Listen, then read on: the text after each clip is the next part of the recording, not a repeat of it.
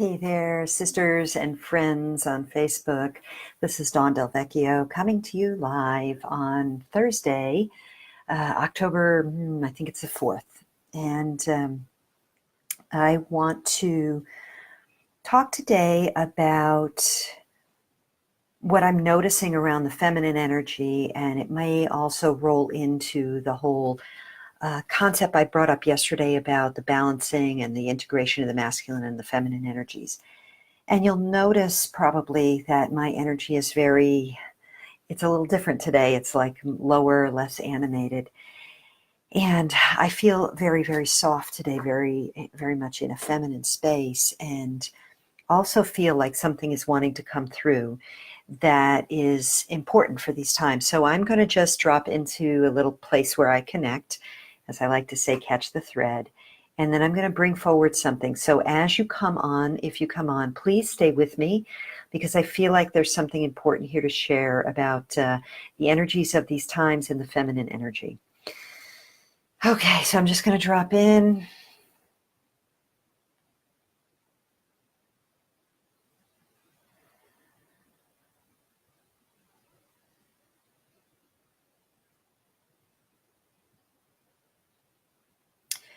The divine feminine has been slowly awakening, reclaiming, desiring to be rebalanced on this earth. Mother Gaia herself is certainly part of this activation, as is the frequency energies coming toward the earth, through the earth, waving through us all as we move through a part of the greater galaxy that is of higher frequency. We have lived for some 6,000 plus years across much of the planet in a paradigm of domination that values the masculine principles over the feminine. Masculine principles are not solely reserved for men, although in time, over the course of time, there's been an effort concerted to polarize the feminine and masculine energies such that men only embodied masculine and women feminine. This, of course, has never worked because the feminine or women have also valued the masculine principle. So this is not a talk about women and men. This is a talk about energetic principles. The masculine principles can also sometimes be referred to as the left brain or rational brain energies, can also be referred to as the yang energies versus the yin energies. And we're going to look a little at both of these and see how this overvaluation, or what we would call hegemony, the masculine dominating over the feminine energies, how that unfolds in our lives and what is being called for at these times. So when we look at masculine principles, these are principles of rationality, of focus, of non-contextualizing, of problem solving from a direct focus on the issue at hand. It's very linear in nature, and it's very action oriented. Now, there's nothing wrong with masculine energy whatsoever. It is a piece and a part of what it is like for us in a dualistic form-based experience as humans. It is part of our energy field. However, alone and in and of itself, it is out of balance. It does not serve the whole, because focus becomes very mono-focused, very narrow in scope, and disregards context and other issues that would inform the best possible decision or manifestation. So let me give you an example here. When the mind alone wants to create and does not contextualize, the mind can create things like nuclear bombs that destroy all life. This is a mind that is polarized into the left brain. It is a mind that would be considered very linear and rational. It does not contextualize or consider. It does not receive from higher guidance. It might receive from higher intellect, but not divine guidance. And so it is out of alignment with life force energy and with the frequency of love. Now, that's masculine energy just as its own polarized energy, or a very simplified description of that. So now let's look at feminine energy, and then we're going to look at the balance of both of them. So feminine energy. Feminine energy is receptive in nature. It sits and receives and then sources from all sorts of context before making any kind of decision or coming to any understanding, before gestating and birthing something. So you see, the quality is very different. It's a receptive vessel-like state that brews, contextualizes, gestates, and gives birth to an idea, to a business, to a creation of art. And so in and of itself, it's different. Now, if the feminine energy did not have the masculine action energy, it would be very hard to bring things to form. In time, things do come forth in that gestating, birthing fashion. And when we bring the two together, what we have is the receptivity that takes, contextualizes, and gestates. That's that feminine energy, and the masculine energy that sparks, creates, and brings together. We know this. How do we create children? We need the sperm and the egg. So both are necessary. Now, in these times, we have lived for so long in a paradigm that values only the masculine principle, that we are miscreating, because we are not in alignment with the greater context, with the feeling state, which is the frequency of love. And so we are all being called individually, collectively, to rebalance the feminine and the masculine energies. And this cannot be done through the mind alone, because the mind sees everything as separate and discrete parts. Again, I say, this is why the mind alone, or what we call the masculine principle, the left brain principle, the yang energy, can do something like, in all its brilliance, figure out a way to destroy the entire planet. It is completely illogical to do such a thing, and yet it can do that in that linear, discrete part way. It's out of balance, it's out of whack. And so we are being called to rebalance these. And as I come out of that connection to whatever that guidance that comes through me is, I want to share with you that I feel very deeply that this is the work of our times. And to do it, we must, if you've seen my poop jar video, you know that this means clearing out our shadow material.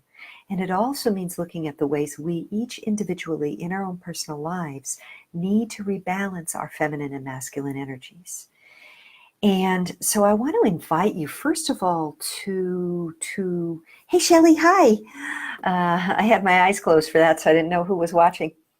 I want to invite you all to tune into where this is showing up in your lives. And I would love to hear from you, by the way, if there's a way in which you are finding that this whole issue around feminine and masculine energies within or in your life are showing up. And I'll share with you, let's see, there's something I want to share. I want to notice if there's a way to do that, that honors, what do you call it, people's personal privacy. So I have personally been off for a year dealing with a situation with another individual who has been on and off at times vehemently attacking my feminine energy through words, not physical. And it's been a very interesting dance for me because I have a very, very strong masculine energy that I've cultivated, as many feminine leaders do. Why? Because that was the only way to get anywhere. Further to that, I've spent a lot of time in the martial arts. So I have really cultivated a lot of what we would call that masculine, linear, action-oriented, focus-driven energy. It's how I built my business. It's how I built my martial arts business years before that. It's how I restarted my life over when I was deep in grief after the end of my marriage. And it is, you know, it's how I put many students in the kickboxing ring and how I put myself 36 times in a kickboxing ring. I have a very strong masculine side. And as I have been dealing with this incredible character assassination, incredible, vile, disgusting, make your toes curl, periodic, bizarre attacks, it's all been directed toward my feminine energy, including my feminine sexuality. And what's been interesting is that I know that attack is not the answer, because that's the masculine way. So it's really pulled me inward again and again into the place of reconnecting with the Divine Mother, with my own feminine energy, the Divine Mother energy, the frequency of love and compassion and forgiveness. And this has been a deep, deep journey for me. And it's a process. It's a process. And as I move inward, and as this unfolds, and, healing layers and layers are peeling away, and I've done much therapeutic processes and work as well. What I am standing at here, what we are all standing at, is the juncture of a fork in the road. And down one path is to continue down the path of the masculine. And down the other path is to begin to really, especially as women who relate to the idea of sacred feminine leadership, to really embrace, reclaim, and own our feminine energy in a way like we maybe have never even considered before. To really take personal responsibility to be in the vulnerable, compassionate state of holding space for others, of being in the compassionate, open heart, and to know that we cannot be harmed when we are aligned in our true divine nature. Now, this is not an invitation to put yourself in harm's way at all, not. I'm talking about a space of being that is able to hold loving kindness and compassion for the energies on the planet that look like toxic insanity, whether those are personal toward you or whether they are the political or the collective or whatever, what have you. Getting on the bandwagon of hate and attack is not contextualizing the greater needs of our humanity, of our human family, or our planet at this time. It is a polarized, masculine, disconnected, and linear, uncontextualized way of being. And it does not work.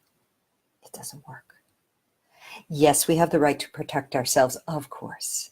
Yes, we have the right to be out of harm's way, of course. I am talking about something different. I'm talking about the frequency of love. And I'm talking about reconnecting with a very, very soft, compassionate place. And it is a process for me. I'm learning it myself. I am embodying it as best I can. And it is a growth edge for me. And so I feel like that's part of my work too, is as I am on growth edges, once I can get to a point of some ability to articulate it, that is my desire to share it, to extend this information as much as I can for my other women and sister friends. Because I feel like we are the ones who have to lead this for the most part. There are a few brothers who are doing this work as well, but we are by far in the majority of the ones who have access to our own feelings and access to the kind of personal integrity, power, sovereignty, safety, especially Western women, that we can do this work. So this is an invitation for you to really tune in. And again, I request that you give me some feedback on this. How is this theme showing up in your life? How are you being called to deepen into your feminine connection? Are you experiencing anything personally? It might not be an attack. It might be something totally beautiful, like all of a sudden you have all these women of power in your life and you're blossoming in that way. Perhaps like I know some of you, Shelley, you're doing deep transformational leadership training for sacred, spiritual, and sexual healing for women. So please share how you feel connected with this energy of rebalancing the feminine and the masculine energies. You could say the yin and the yang. You could say the right and left brain. You could say the heart and the mind. All of these ways of saying it. How is this showing up for you in your life right now? Please do share. And as always, I do request that you share this video if you believe that it has some value. I would appreciate that. And who knows, maybe someone else will get a benefit from it. And finally, again, to let you know, there are 2 ways that you can dive deeper into this sacred healing work that is so important at this time on the planet. One would be to join me at MerFest at the beginning of November in Kuala Lumpur, Malaysia, where 2 of my dear sister friends of power and I will be facilitating a very large transformational activation that is about healing the masculine and feminine divide. And if you want something more intimate, deeper, even still, and in a context of women only, please consider applying to join me at my retreat in Chiang Mai, Thailand in February of 2019. This is going to be a deeply transformational, activating, sacred space, magnificent connection with about 19 other women on an eco farm, on an organic farm, in a beautiful, magnificent location. So if the work of sacred feminine healing in any capacity is speaking to you, and for my brother friends who see this elsewhere, if you also are interested in balancing that inner masculine and feminine, again, please check out the links that I will put here in connection with this video. And either way, please do, again, I request, let me know, how is this theme of balancing the masculine and feminine showing up in your life? And if you feel so inclined, private message me as well. If you don't want to share publicly, that's totally understandable. Please feel free to private message me and let me know what's going on in the realm of reclaiming the sacred feminine energy in your life, in your psyche, in your body, in your family. And how does that look as you balance that with the masculine energies? Okay, sending you much love and bright blessings from sunny and cloudy Sedona. Mwah.